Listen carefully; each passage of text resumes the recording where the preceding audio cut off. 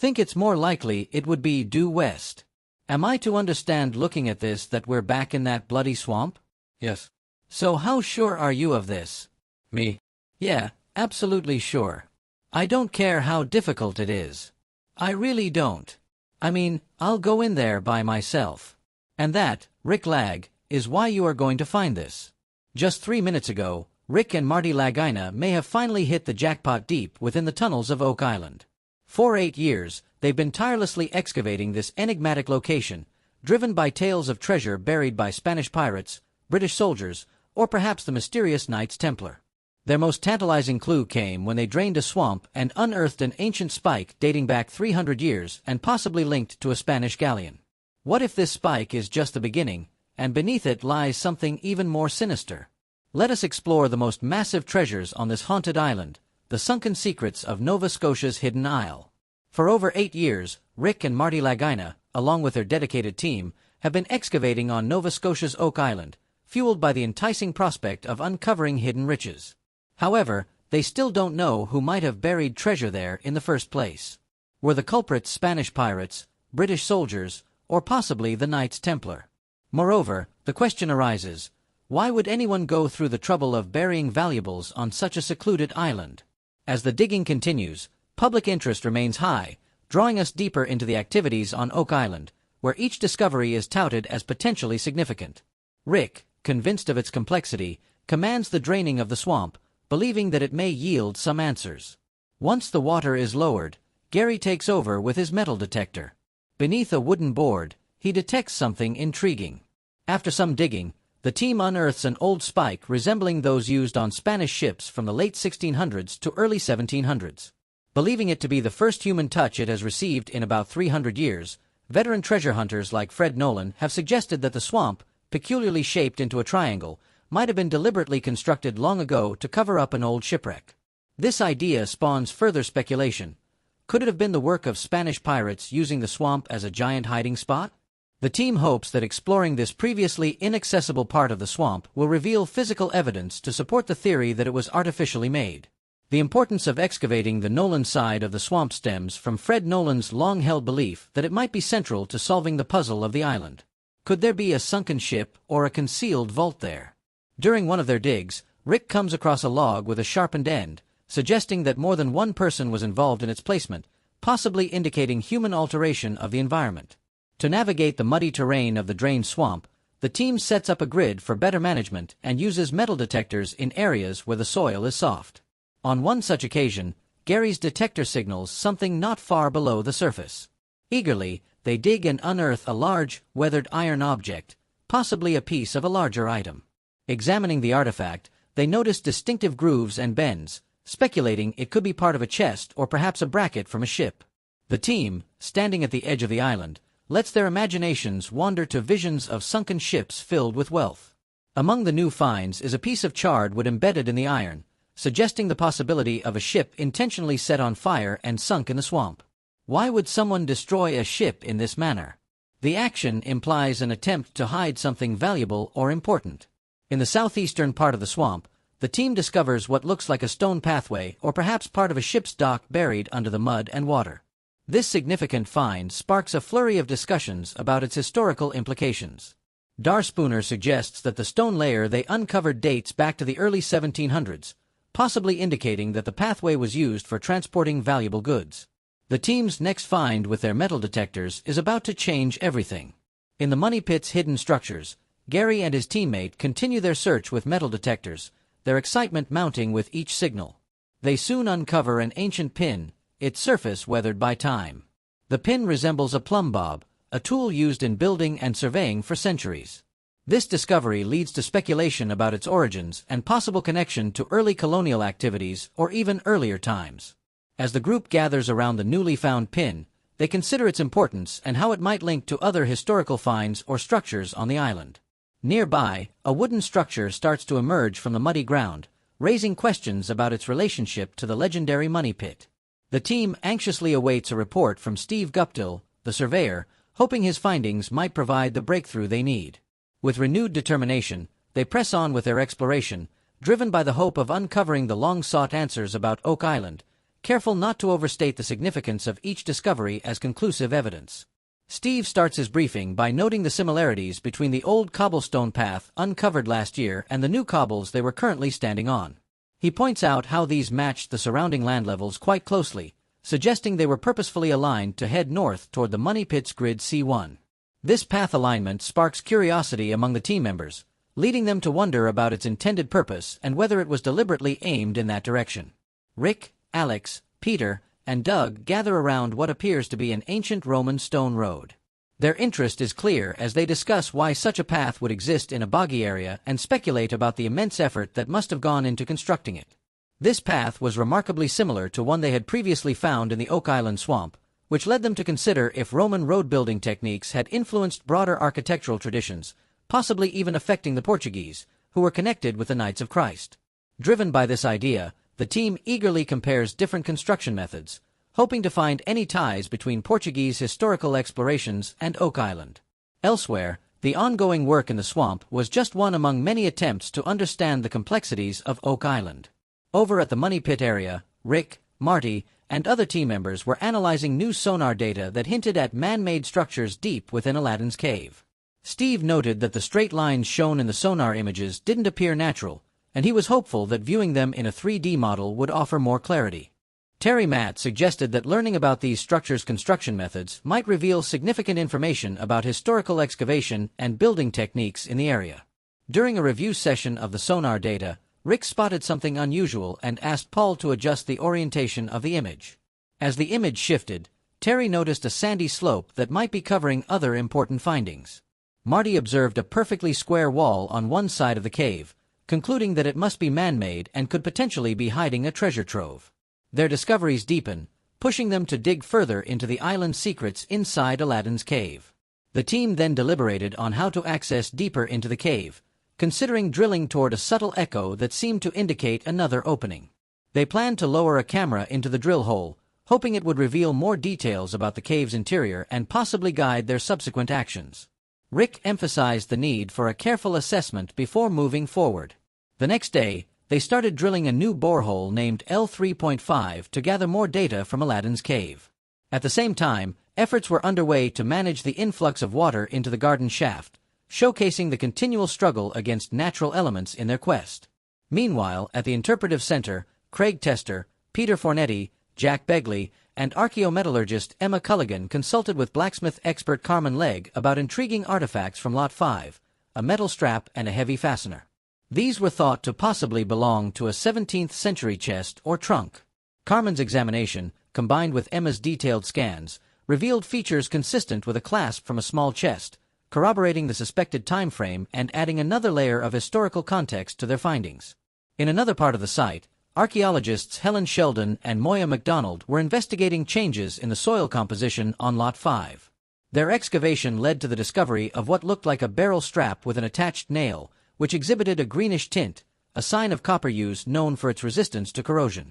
This find connected back to earlier discoveries of wooden cargo barrels near the Stone Road or Ship's Pier in the swamp, suggesting a historical operation that might have used the swamp as an open harbor for transferring goods to the Money Pit. These discoveries prompted the team to speculate about the strategic importance of Lot 5 in the broader context of Oak Island's activities. They hypothesized that this area might have served as a staging ground for the constructions and operations around the Money Pit, adding another piece to the puzzle of human activity on the island. Their discussions and findings continued to fuel their enthusiasm as they pieced together the historical narrative of Oak Island. As the artifact was safely stored for later examination by Emma, Jack joined Helen and Moya in searching the area for historical clues on the island, though it was uncertain whether their efforts would yield any notable discoveries. Meanwhile, those at the Money Pit were filled with anticipation as they awaited the results from borehole L3.5, eager to see if it would provide insights into what was affectionately referred to as Aladdin's cave. Overseeing the drilling, Terry, Ma, and the island's historian Charles Barris targeted a large underground space believed to be around 150 foot down. Mike from the drilling crew reported that he reached the cavern at about 141 feet, encountering a small gap before hitting the usual bedrock and gravel. Steve from the excavation crew confirmed reaching the cavern, and they decided to lower a camera to get a better look inside. The camera, built to work in dim light and equipped with a 360 degrees view, was meant to give a detailed look at the environment inside the cavern. Terry and Steve watched the feed, hopeful to uncover something substantial in the depths of the cavern. Terry was particularly struck by the size of the cave and the presence of minerals in the water, suggesting it might be the location of the so-called offset chain believed to be linked to a valuable find. New findings fueled their quest, driving the team to seek even deeper truths, the stone foundations of history. As the camera sank into the dark waters of Aladdin's cave, the team strained to make sense of images blurred by the disturbed sediment. The camera captured jagged edges and straight lines, possibly signs of a damaged cavern wall. They focused on what looked like a wall's edge, and excitement grew when the camera seemed to reveal a man-made entrance, stirring up more sediment. Alex and others watched eagerly as the footage displayed what looked like an opening or the beginning of a hallway. Excited by this potential breakthrough, Alex called Terry Matt over to view what might be an important discovery. The prospect of a man-made entrance fueled hopes of finding something significant beyond it. As they lowered the camera further, it revealed a distinct area between two sidewalls. Although the murky water made it difficult to see details, Steve proposed using sonar to better gauge the cave size, and the team agreed to conduct a sonar scan from this new position. The next day, the team from Decontracting Limited pressed on with their work near the shoreline on Lot 5. Jack Begley, Jamie Kuba, Moya McDonald, and Fiona Steele were careful as they dug through the layers of a puzzling stone foundation. As they delved deeper, Jack pointed out shifting rocks, indicating the need for careful excavation.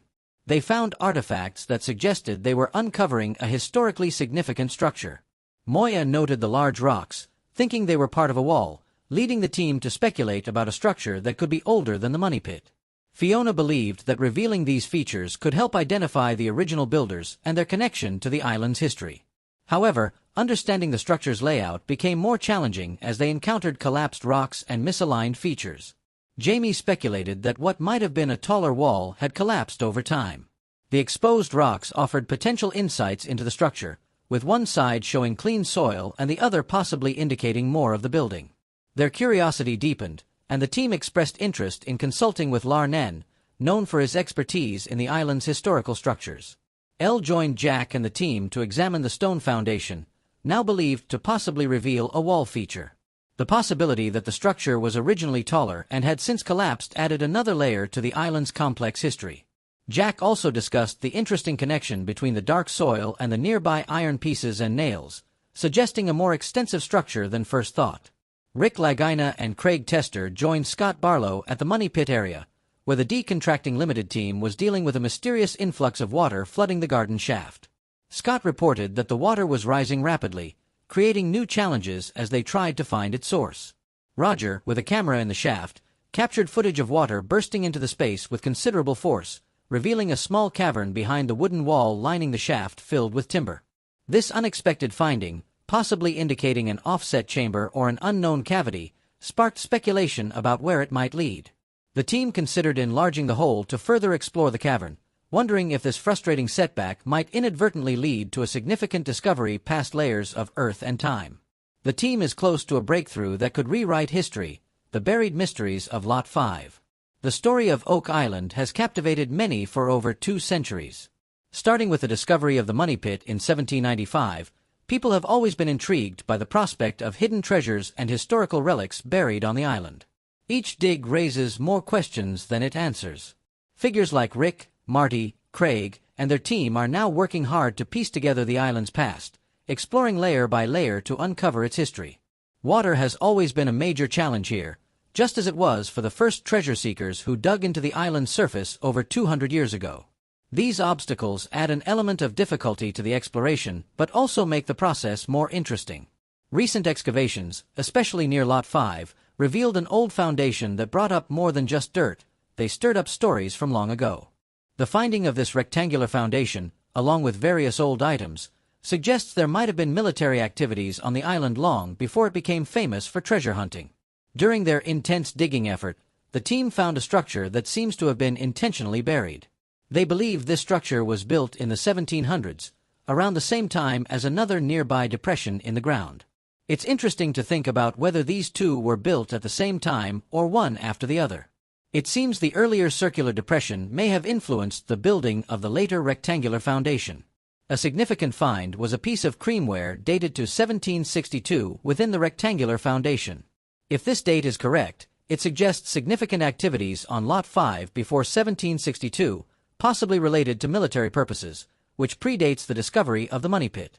This creamware, along with other items found, hints that the island might have been a place of important activities involving careful planning and resource use. As digging continued, more pieces of creamware from the mid-1700s were found, along with a fragment of a valuable porcelain teacup. The quantity and quality of these items suggest that the area saw frequent and possibly wealthy activities, challenging the simple stories of treasure hunting that have long been associated with Oak Island. The structure itself turned out to be more complicated than first thought. Initially believed to be a basic rock-lined pit, further digging showed that the center was filled with loose rocks, unlike the well-preserved surrounding areas. This difference led to new thoughts about why the foundation was built. It might have been designed to contain or protect something rather than just serve as a dump or storage area. These findings lead to an important question. What was the real purpose of these foundations? Were they just ordinary buildings, or did they play a part in a bigger plan that included military operations or hiding valuable items? The fact that these structures were built before the island was officially divided into lots by Charles Morris in 1762 and before the discovery of the money pit adds importance to their historical role. While the team continues to explore and study these discoveries, the true purpose and nature of these structures remain unclear. The bits of pottery and porcelain, the way the foundations were built, and the context in which they were created all point to a complex and layered history for Oak Island. This history goes beyond the simple tales of pirates and buried riches that initially attracted explorers to its shores. The island continues to hold back its complete story, offering only small glimpses into its past, leaving those digging into its soil to wonder about the real events that took place on its intriguing landscape. What secrets do these foundations hold beneath Oak Island? Could there be more than history buried deep? Comment your theories below, and don't forget to subscribe for more mysteries.